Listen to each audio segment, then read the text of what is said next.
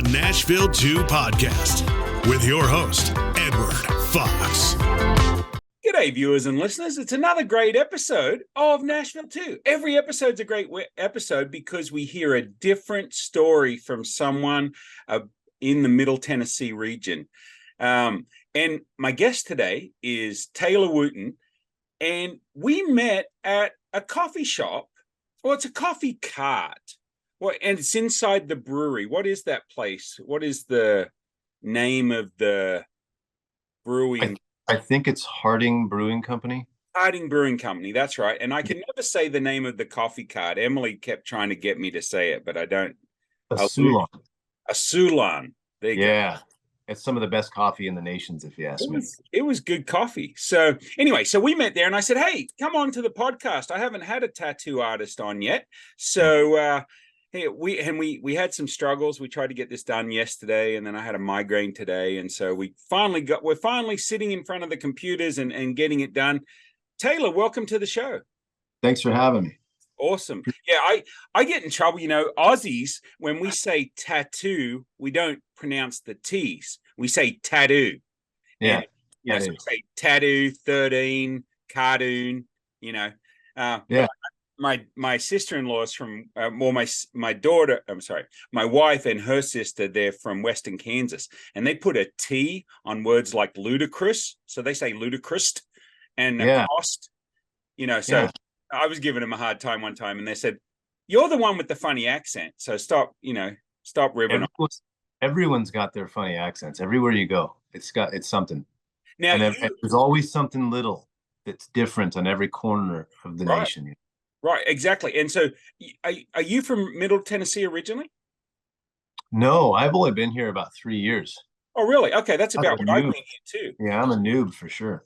Okay, and where from? Do we want to tell people, or do we not want to tell people? No, well, I better be careful here. I'm from Southern California originally. Okay. But my wife is from Northern California, and that's where we lived for the last 5 or so years before we moved here. Okay. And so we moved here 3 years ago. Okay. Northern California, whereabouts?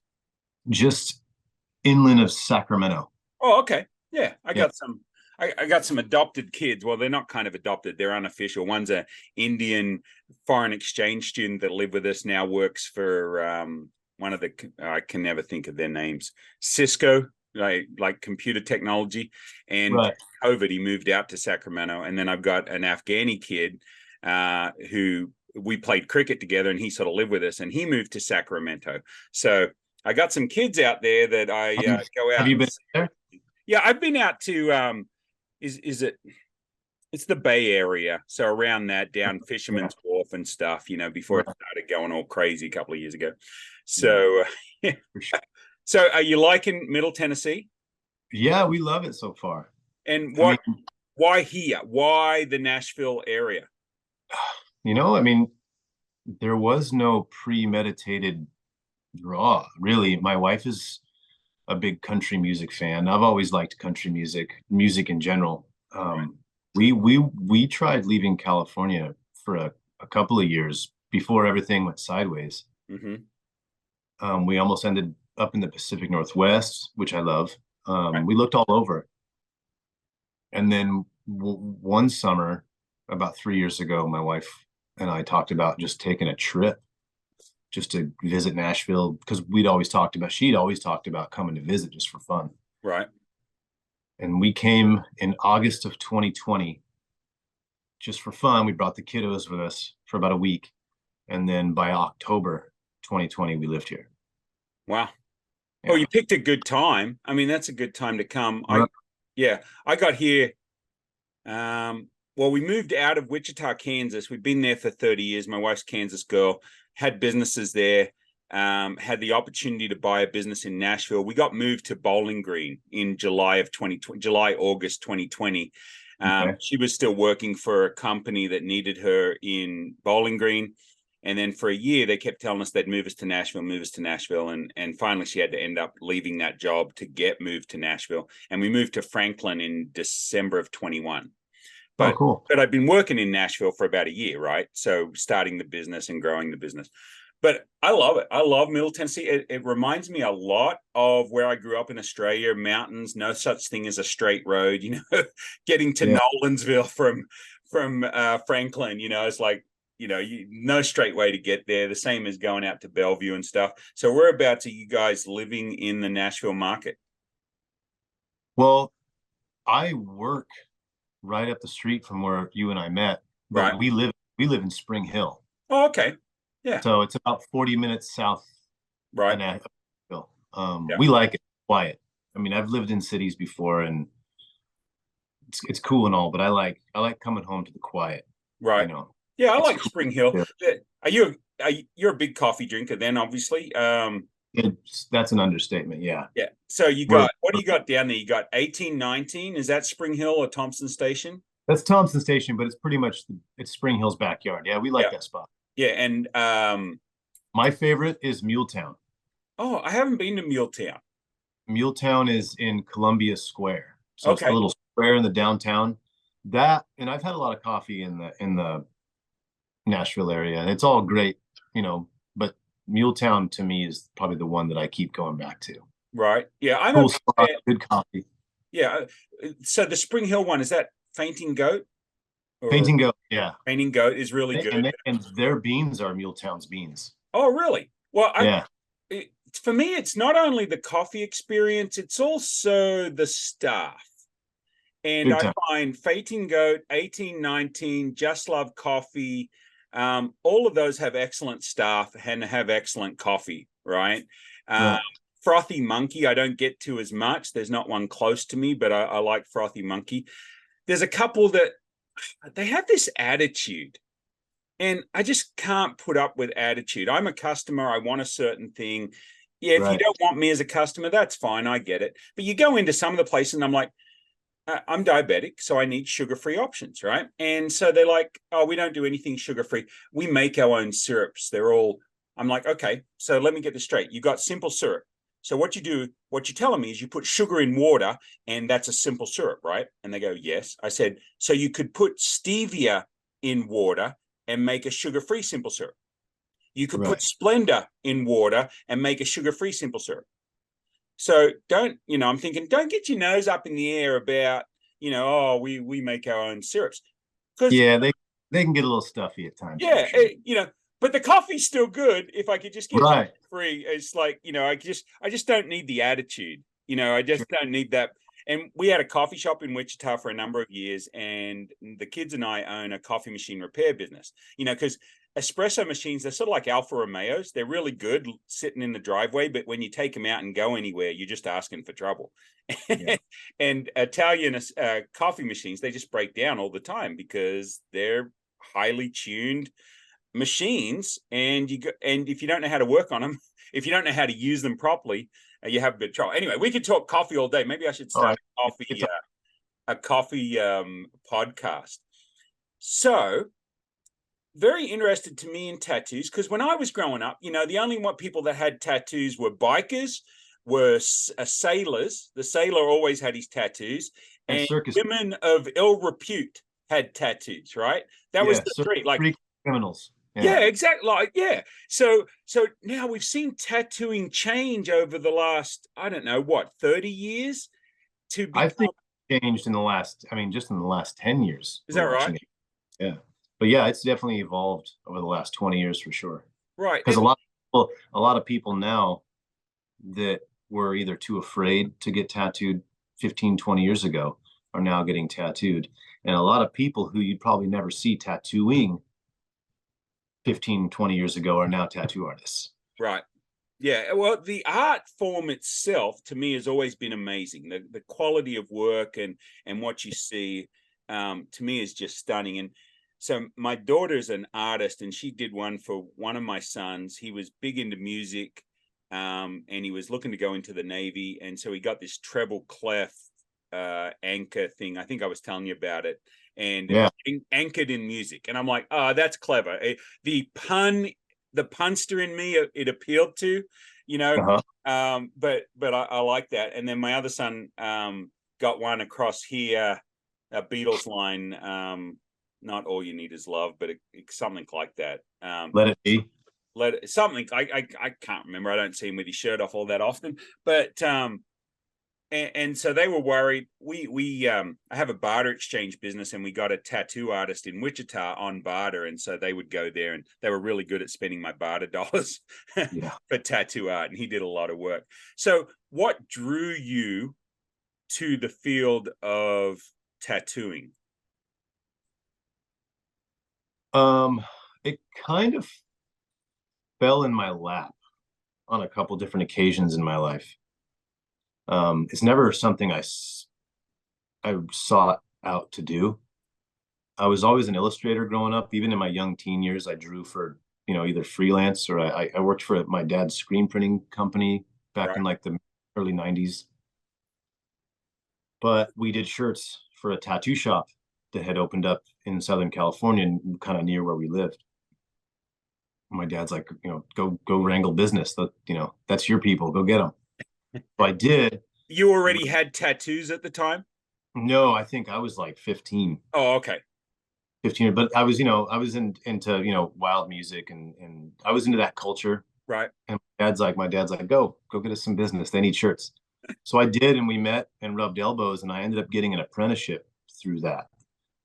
I don't even think I knew what an apprenticeship was, but I asked my dad, I'm like, hey, this guy wants to apprentice me. And my dad said, anybody wants to teach you any sort of trade, you say yes. And so I did. And then I apprenticed then. I mean, it must have been 15, 16. This was in the mid 90s at some point. And then I did it. I tattooed for about a year and a half, but I didn't like it. Right. I didn't like tattooing. I didn't like the people I was around all that much. Like, I liked my friends and the people in the shop. But back then, like you said earlier, people getting tattooed and in tattoo shops, then they were bikers and, criminals and just dudes I didn't want to be around that often, especially being 16.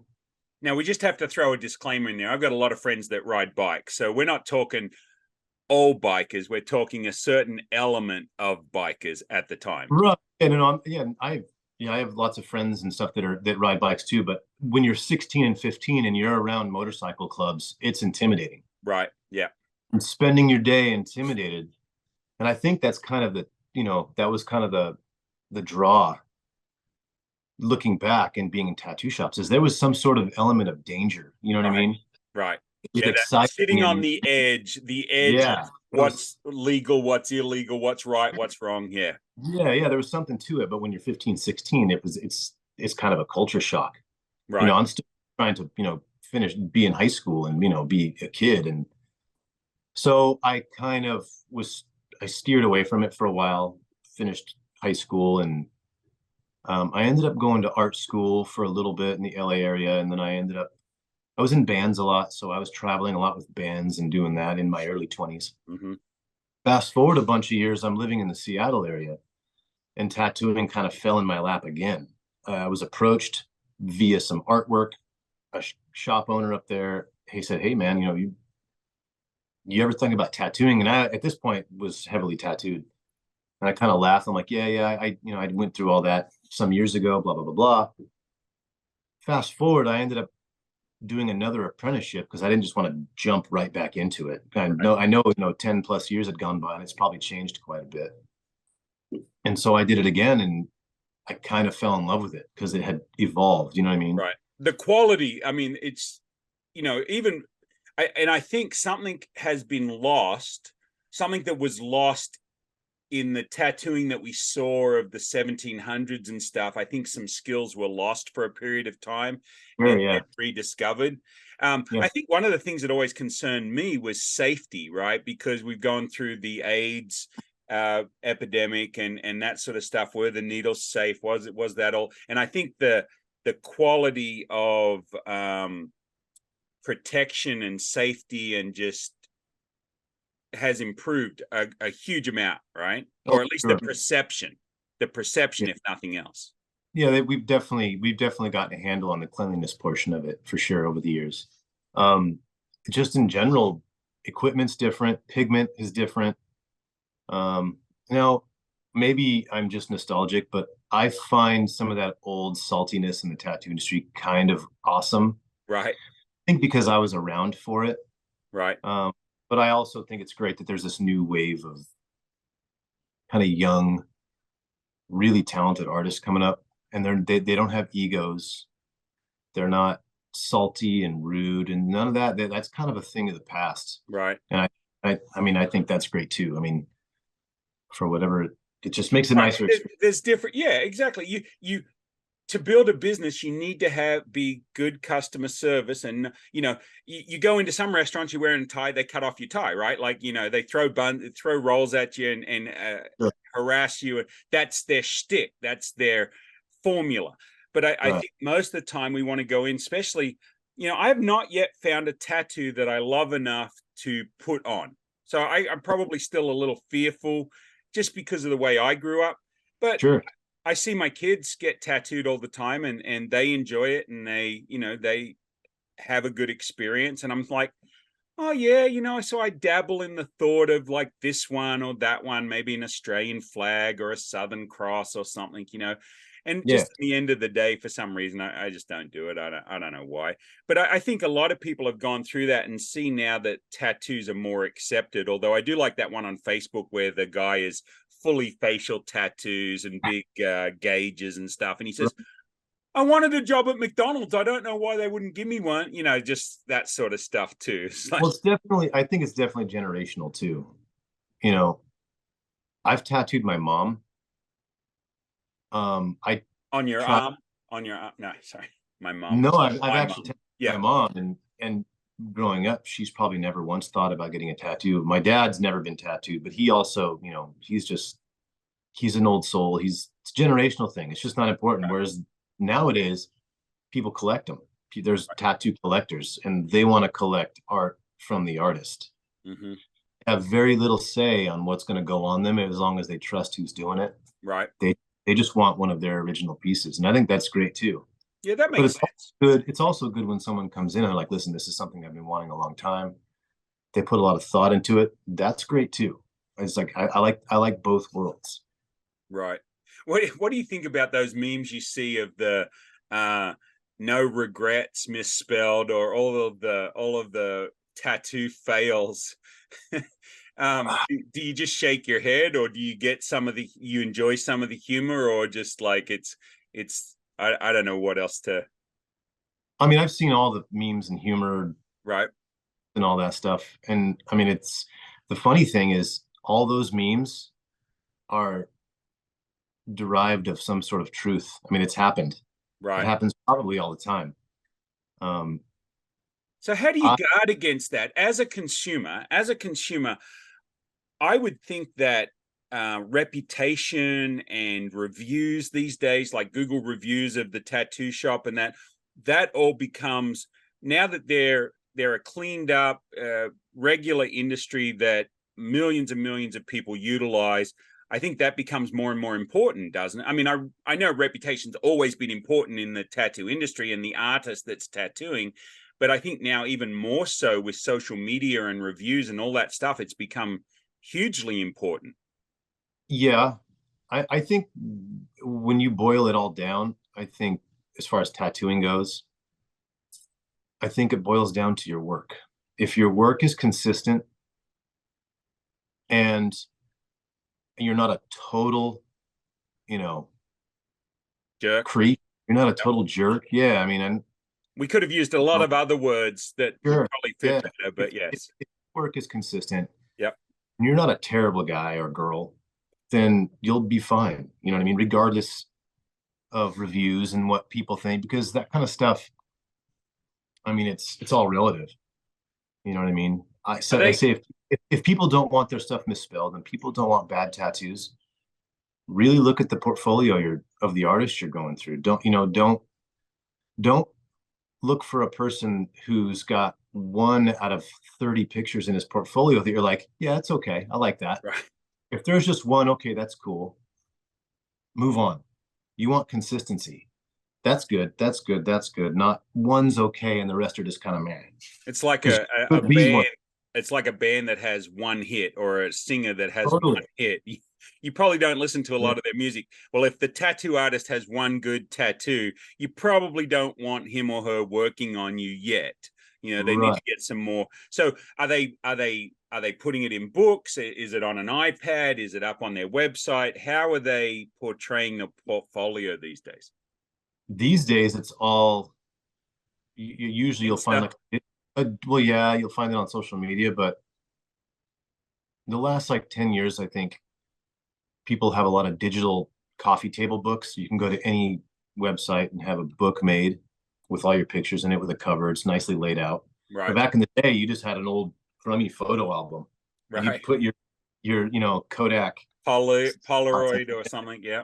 All of it. Yeah. And you would just hope for the best. Right. Now you can really, make sure you get a good picture and make a book out of it. And yeah, a lot of it's on social media, Instagram, all that stuff. So how old were you when you got your first tattoo? So I tattooed myself when I was a teenager, and we'll just leave that at that. As a business owner, it can be tiring paying cash for everything you need. Well, there's a better way. Introducing Trade Bank of Nashville. Our bartering service lets you exchange goods and services without the need for cash transactions. Trade Bank helps businesses like yours reduce expenses, bring in new business, and keep your cash where you need it most. Find out more and join our barter network today. Start getting what you need without paying cash, because sometimes barter is just smarter. Apply today at nashville.tradebank.com. So hopefully, honestly, how old are you? You've got 3 kids, right? 3 boys? I've got 3 boys. And how old are they?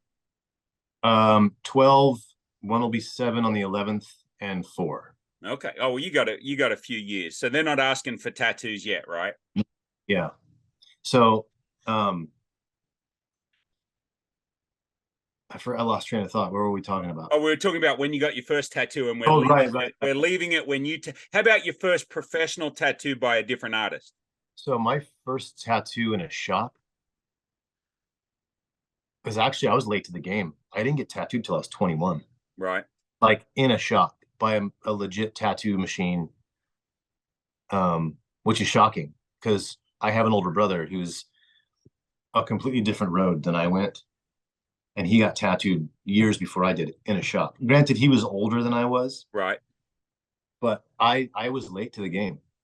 And then did you become, after you got your first tattoo, were you thinking, oh, I'm going to get 100 more of these, or, this will be my only one, or are you just open-minded to more down the road?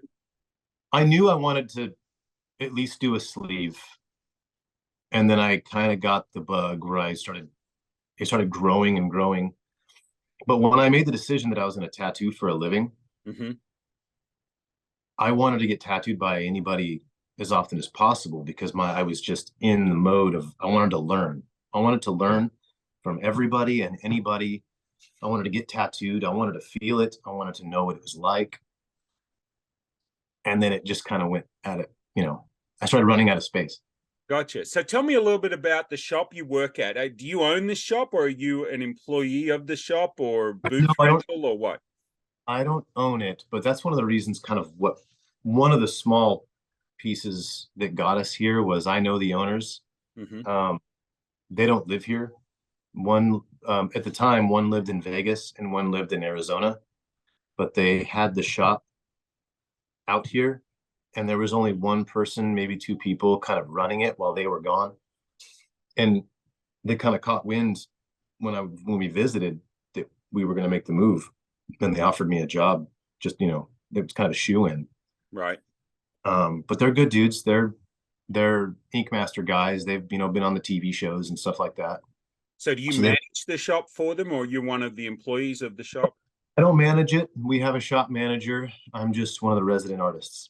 Okay. So if somebody wanted to find you to engage with you to talk about getting a tattoo, what's the best way for them to find you? You can go to our shop has an Instagram. Okay.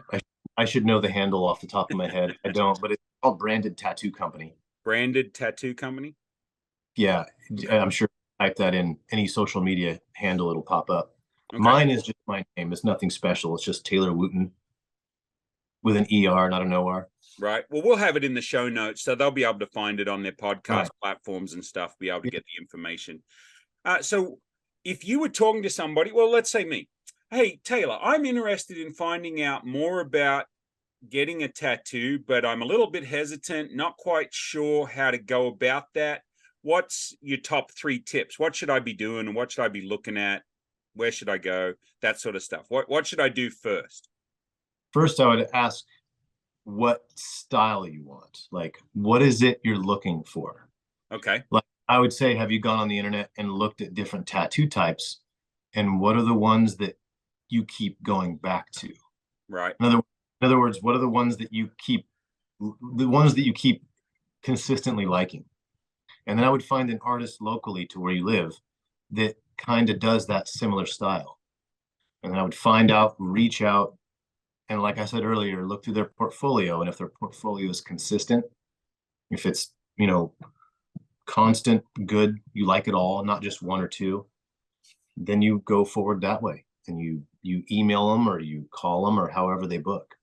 Right. And so sorry, say that again.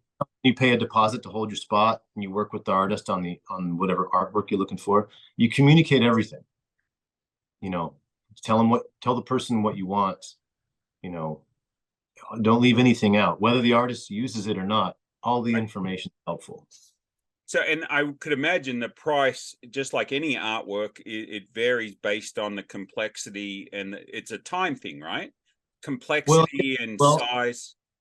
Everyone nowadays is kind of different. Everyone charges differently now. Some people are hourly. Some people charge by the day. Some people charge by the piece. It all varies. Everyone's different because everyone's speed is different. Right. Some people, and whether you're a more swift, quicker tattooer or a slower one doesn't matter. Like, it doesn't make you better. Like, it's not a matter of skill level. It's just your comfort zone, how you're wired. So a lot of people charge differently. Like, a real slow fella might not charge hourly. He might just charge by the day. He blocks out this chunk and this is how much. Right. And for somebody that's never investigated this, if they've got a piece, right? If they, I want a kangaroo, I want it to be this tall. What sort of price ranges? How would you figure out what's a good deal and what's not a good deal? Once again, it varies. It depends on who's doing it. Because if someone can knock out a giant kangaroo back piece in 3 sessions or 4 sessions, and another guy can do it in a weekend, I mean, it just varies. And also asking around, like, obviously not going around and saying, so and so over here charges this. Is this a good deal, or who? And that just ask around. Say, hey, what would this cost me, or how much do you charge, or ballpark. Your pricing structure. That's the basic things that we would do with just about any other product or service when we're trying to get a feel for it. You have 7 guys come out and quote you new windows or siding or something. It's all going to be 7 different prices, right? So you just have to do your due diligence, just like you would with anything else, it sounds like. Right. And with tattooing, it's different. Well, like any art form, really, a lot goes on behind the scenes. There's some artists, there's times where I'll draw a tattoo. If it's a large one, I'll draw it 2 or 3 times, and I'm drawing it late at night or early in the morning while my kids and everybody in the house are still asleep, when I can have some time, to draw. And a lot goes into it. So you have to factor that in. Time is precious.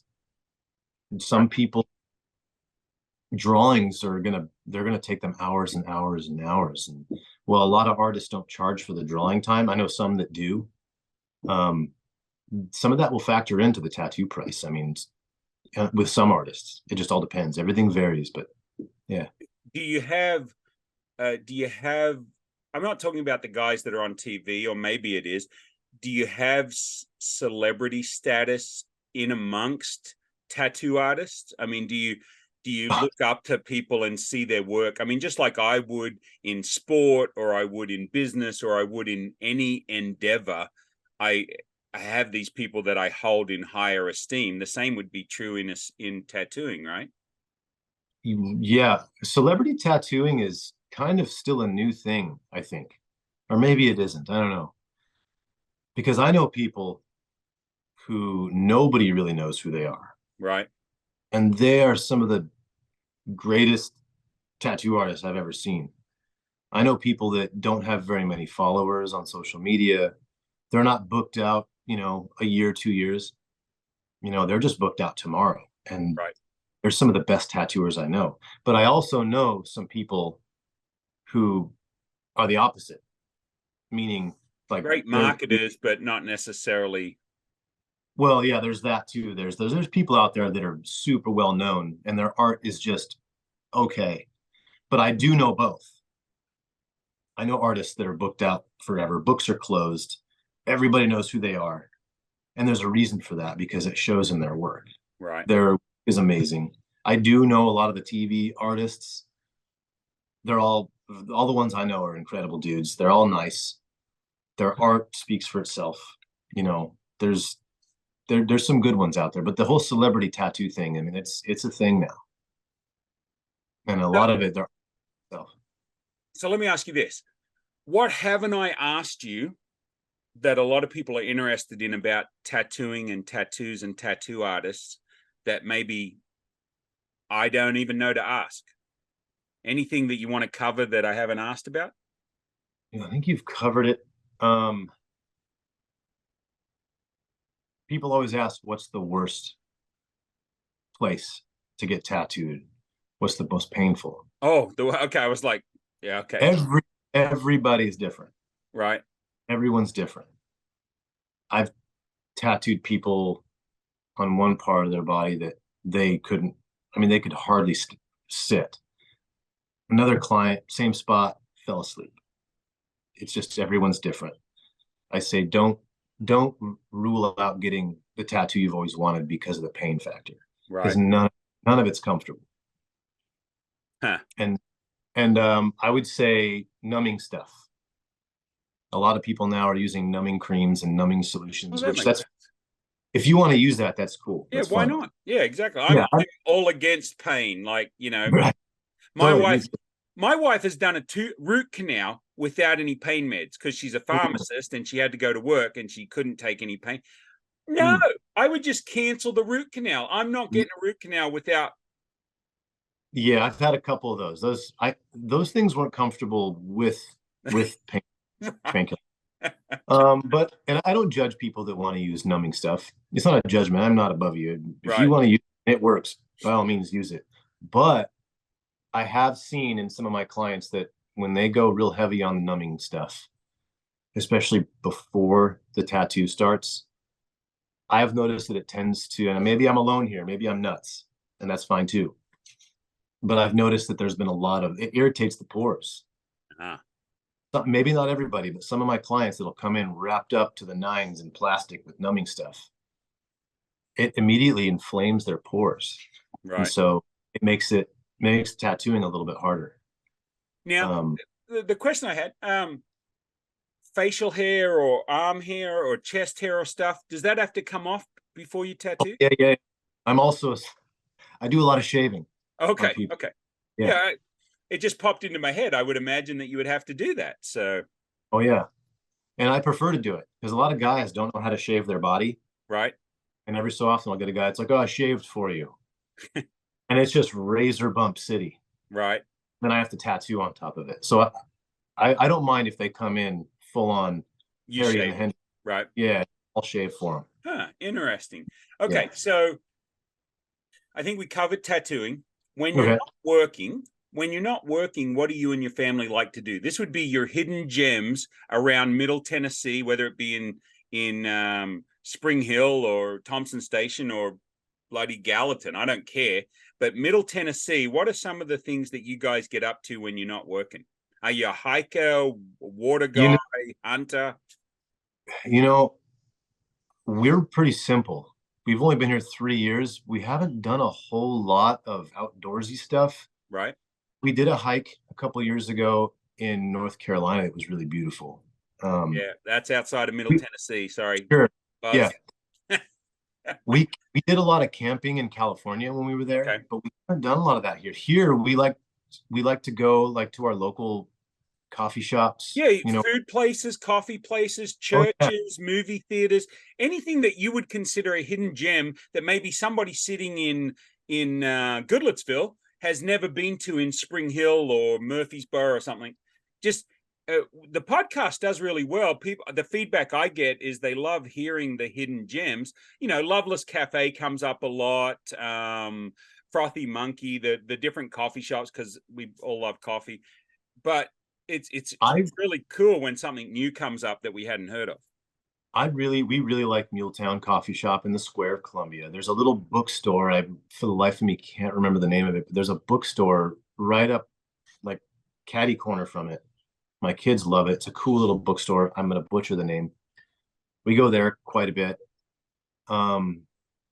There's a we find ourselves at the factory in Franklin, kind of walking around from time to time. It's expanding too. I know they're adding a bunch. Yeah, right by me. I love the factory. The Mojo's Yeah, Tacos, however you say that. Mojo's Tacos. I really like that place. And I'm diabetic, but that Five Daughters Bakery, oh my gosh. Like, oh right. yeah, It's good. it's always good. There's a place here in Spring Hill that us and the kids frequent a lot, probably once a week.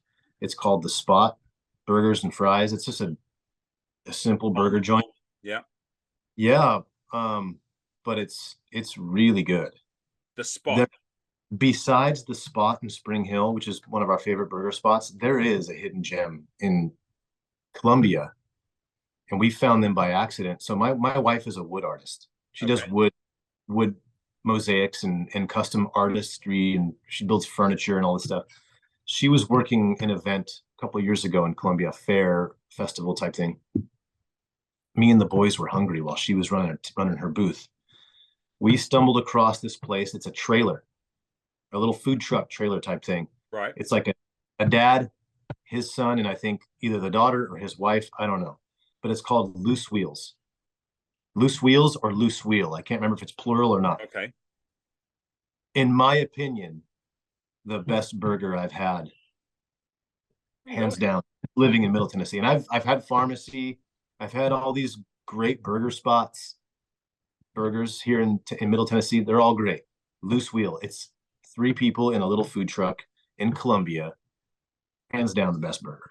Wow. Well, see, there you go. That's my. So I'll need to come down there, and we'll need to go have a coffee, and then we can have some lunch. You know, it's like we can do that at Loose Wheel or Loose Wheels. We'll look it up. But you know, something we really love about being down here is what we do a lot when me or my wife aren't working. We travel a lot, right? And it's easy because we can put the kids in the truck. See, out here on the east side of the United States, you can drive 9 hours north, and you've driven through 5 or 6 beautiful states. Right. On the West Coast, you drive 9 hours north, and you're in the same state. You're still in the same state. Yeah. So we love venturing out in the car, and we'll put and the kids can travel so good. That's kind of what we love to do. Yeah. Well, and so living in Kansas, to get anywhere from Kansas, I mean, you can get to in Wichita, you can get to Kansas City in 3.5 hours. You can get to Oklahoma City in about 3, Tulsa in about 3. But to go west, Denver is 8. You know, you can go to Omaha in 5. But the thing about being in Nashville, in 5 hours, I can be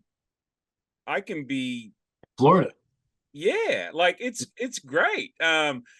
We dropped down to Huntsville, Alabama. We got some friends down in Huntsville, and they have a big barter network, and so we can barter just about anything we need in Huntsville, from hotels to restaurants or whatever. And so we'll do a staycation from Franklin, drive an hour and a half south to like Madison, Alabama. We can stay in a hotel on trade. We can have some of the best restaurant experience on trade. They've got movie tickets on trade, and so, you know, all up, we're out some gas money and some tip money, and that's the only thing we pay for in cash. It's pretty cool. And then Chattanooga's the same way. There's a bunch of great places in Chattanooga and in Knoxville. And so we like Chattanooga and Knoxville. We've only been to Chattanooga once. Right. Yeah, Chattanooga has some great museums and just some fun stuff to do in Chattanooga. We took the kids to the aquarium there. Right. So what's your favorite dad joke, Taylor? With 3 boys those ages, you got dad jokes for days? You know, you would think the dad jokes I always come up with are ones that I didn't rehearse or Right. premeditate. They just kind of come out. You're driving by the cemetery and you say, hey, people are dying to get in there, or that's the dead center of town. Those were my dad's too, you know. Totally. Like they always come like that. It's never something that's in like a memory bank. Right. Are your kids Yeah. into Pokemon? Any of you? Yes. Yeah. So I'll give you Yeah. 2 Pokemons for free. Viewers, listeners, you can take these ones to the bank. They work. What Pokemon loves pizza? Which one? Pizza Chew, of course. Pizza Chew. I'll steal that one. Yeah. And then how do you get Pikachu on a bus? How's that? Your Pokemon. That's a good one. I'll steal that and one. then they get a giggle out of this one. Why don't you take a shower with a Pokemon? Why? Because you're Pikachu. That's a real good one. Yeah, so they love those 3. So Pizza Chew's a little hard. They're like Pizza Chew, you know, like Pikachu, Pizza Chew. Yeah. You know, so I had to adapt it. I think I ended up doing the other day with some kids that they weren't that smart. Like they must have been, because it was either that or the accent. They couldn't get past the Aussie accent. But I said, right. What little yellow Pokemon loves pizza? I said Pizza Chew. And they go, oh yeah, that makes more sense. You should have said that to start with. So, but my favorite one is Mum comes in to find her son has swallowed 6 plastic horses. She freaks out, runs him to the ER. The doctor must have been a dad, because he comes out and he says, don't worry, he's in stable condition. I get that. I like that. That was pretty good. That was pretty good. So, okay. So I think we covered tattooing. We've covered hidden gems. Anything that I didn't cover? Life, the universe, everything. Love in Middle Tennessee. Yeah, we like in Tennessee. You know, we have no complaints so far. Except for all those Californians that are moving in, right? Well, you know what's funny is, I mean, I don't think we were that aware of the level of California exodus coming to Tennessee. Like I knew we were all kicking rocks, but I didn't know this was one of them to this degree. Right. When we moved to a neighborhood, 2 or 3 of our very first friends, like with kids and families, we would see them twice a week or so and barbecue and this and that, all from California. Right. One family is from the same town we moved from. Oh, really? Isn't that crazy? So we moved from Kansas. We've got friends in New York that are moving to Florida. You know, I think people that the COVID gave us this opportunity to say, to reset and sort of reevaluate, what do we want to do with our lives, and is this where we want to do it, right? And I think, you know, a lot of people got moved around. For me, it's funny. I can tell where a person's from when I try to cross a parking lot from the grocery store. The Californians and the New Yorkers, I don't know, they just drive right by. They just drive right by. Like it's like, even if you're in the pedestrian crossing, doesn't matter. They're just driving straight by. The Tennesseans, or the people that have acclimatized to Tennessee, yeah, I think that's it. Before, like, they're 20 feet before you even get to the road, and they're like, oh, come on, you know, you can go, we'll just wait here all day. You know, they let people in. Like, it's crazy. Like a 4-way stop sign or a 2-way stop sign, and they're waving me through. I'm like, yeah, but if you hit me, it's my fault. Like, okay, I'll just give into it and just go. They're very nice people. Yeah, that's sure. what I have found. The hospitality here that's the first thing I realized. Like, it's a real thing, the hospitality here. Yeah, I was in Kroger, and I had the what do they call them? Buggies here, I think they call them buggies. I call them a cart or a trolley. And, yeah, a little shopping cart. Right, and I'm always on the wrong side of the road. Being Australian, it's like I get confused trying to go around the corner at a mall and go up in an escalator.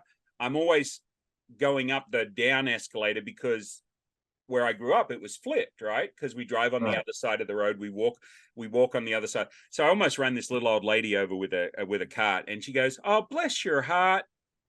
I said, thank you. And my wife goes, that's not what she means. She means you're a flippin' idiot. You know, I was told that same thing. And what's funny, the night we pulled into our driveway, we just pulled in from the long drive from California.